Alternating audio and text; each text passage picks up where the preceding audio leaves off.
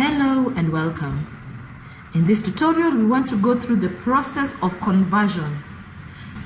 Conversion means taking the questions that you have set for the online exam and putting it into a format that can be uploaded on the learning management system. Remember, we're going to be using what we call the quiz module. So what does the conversion entail? And what is the Moodle XML format? Okay, so step number one, we need to understand that the learning management system allows you to import questions into the quiz tool, or what I will be referring to sometimes as the quiz module. Now, for these questions to be imported, they need to be formatted in a manner that allows them to be uploaded. And in this next slide, we're going to look at what the conversion entails. So for you to successfully convert the questions, you need to know the converter keyword. And then you will put the question and then give the solution or give the answer to the system with an exception of the essay type, and then give feedback. The feedback part is optional.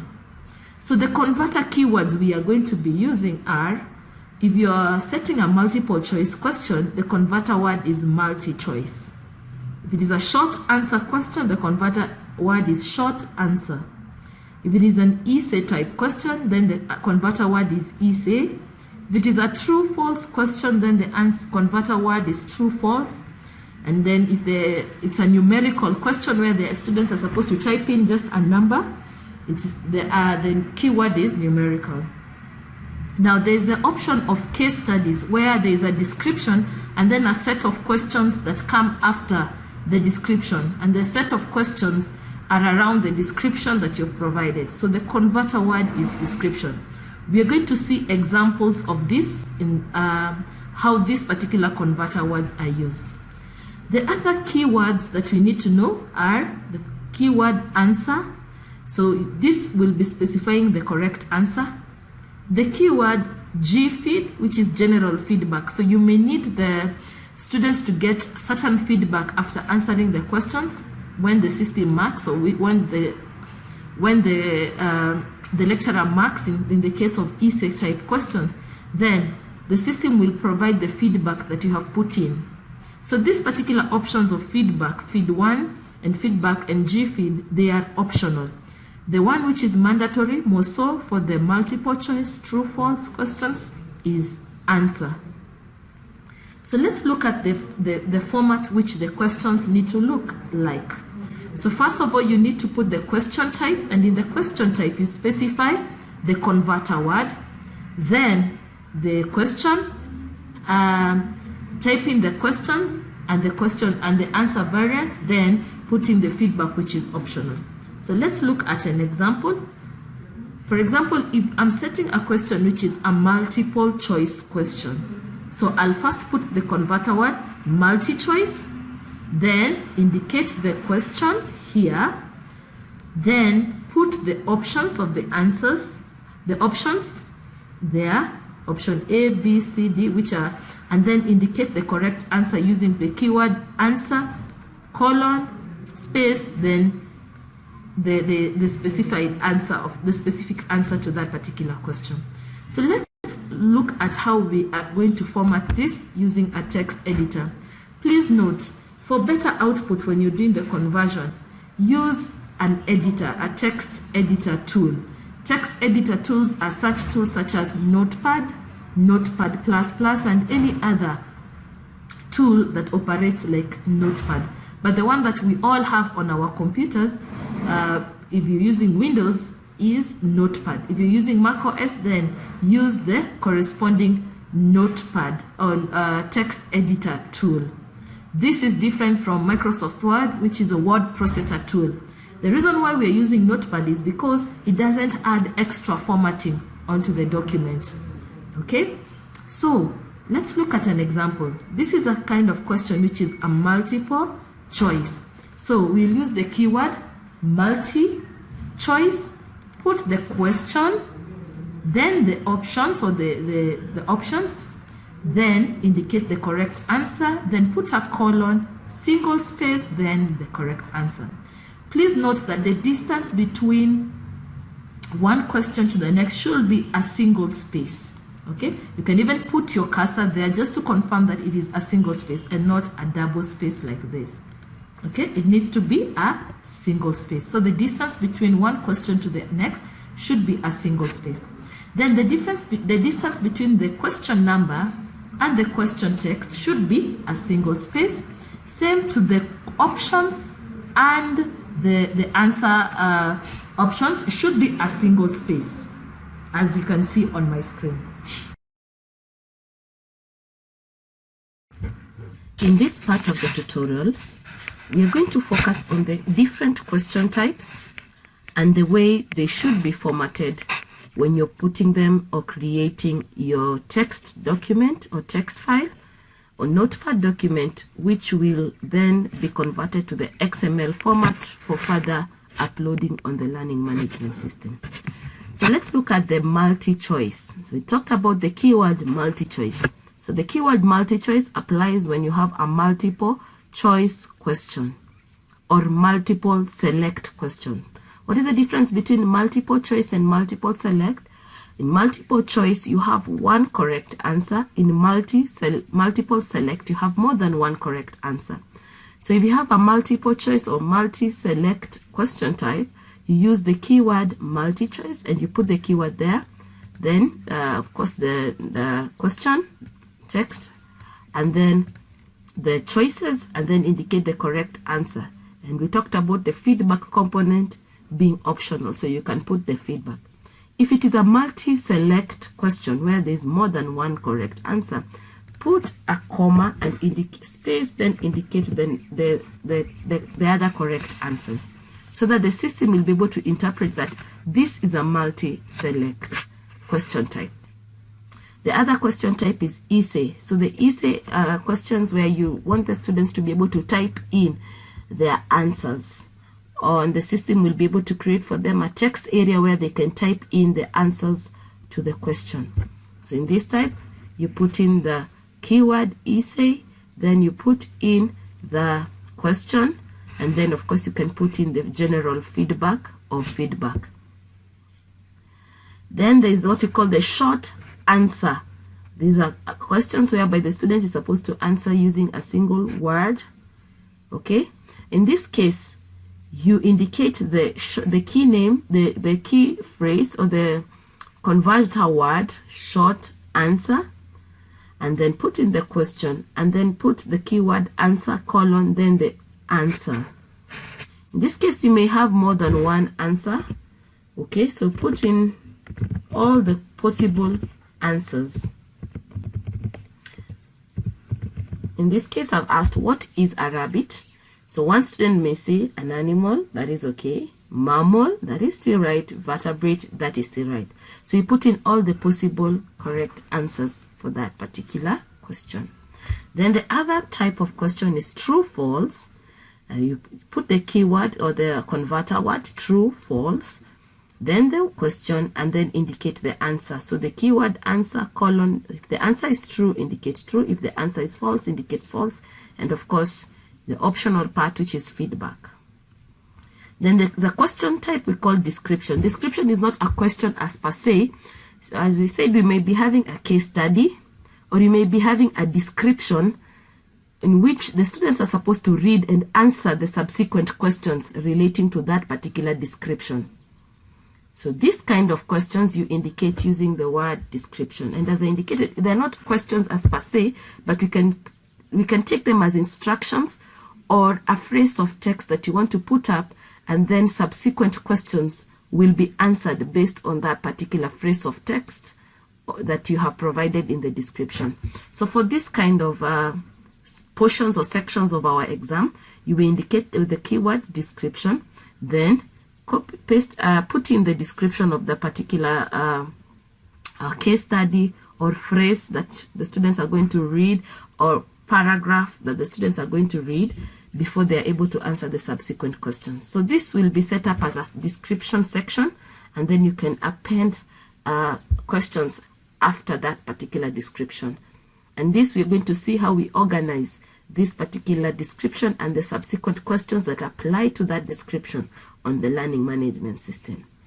Then there's another question type which we call numerical. So here the answer is just a single number.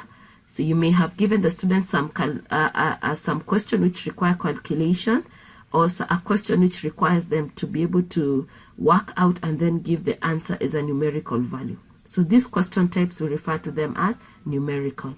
So these are various question types that you can create and the format in which you need to follow when you're creating those question types.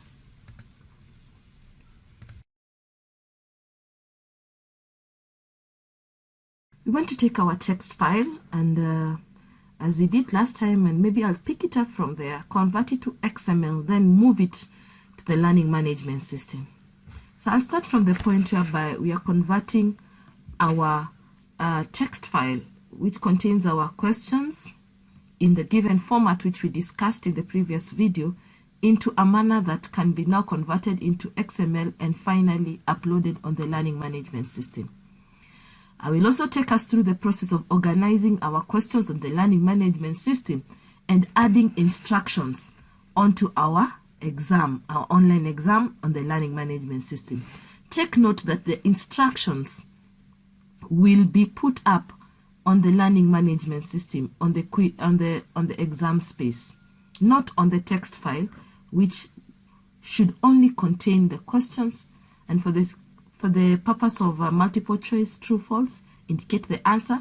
For the purpose of the short answer questions, just use the keyword essay and put the answer, and if need be, put the feedback. That is the only information that needs to go into the text file. The rest of the instructions will be put up on the learning management system, and in this tutorial we're going to look at how that is done. But I'll recap the process of converting your questions into XML format. Remember, we said that if you have other tools that can enable you convert your questions into XML, you can use them.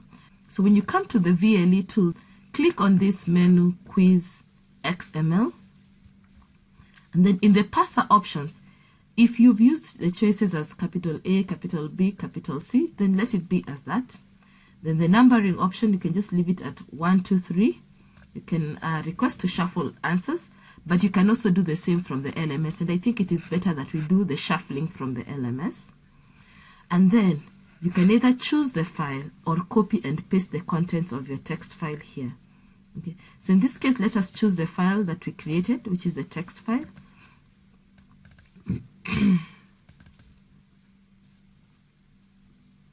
So this is my text file, which has the questions, which are properly structured.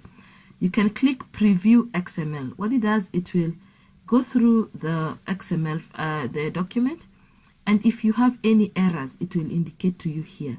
But in my case, there are no errors. They're just warnings. Warnings that my questions don't have feedback. But remember, we said feedback is optional, okay? So once you have previewed through your previewed the document, you can download. Click on download. A download will start, and it will download it by default as quiz. So go to the download folder, go to the specific location where the download is, rename it.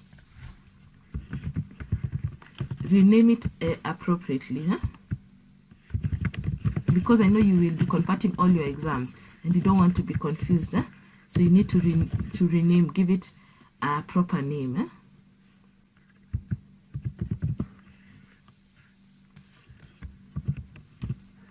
Now that you have your XML file, now we can go to the learning management system.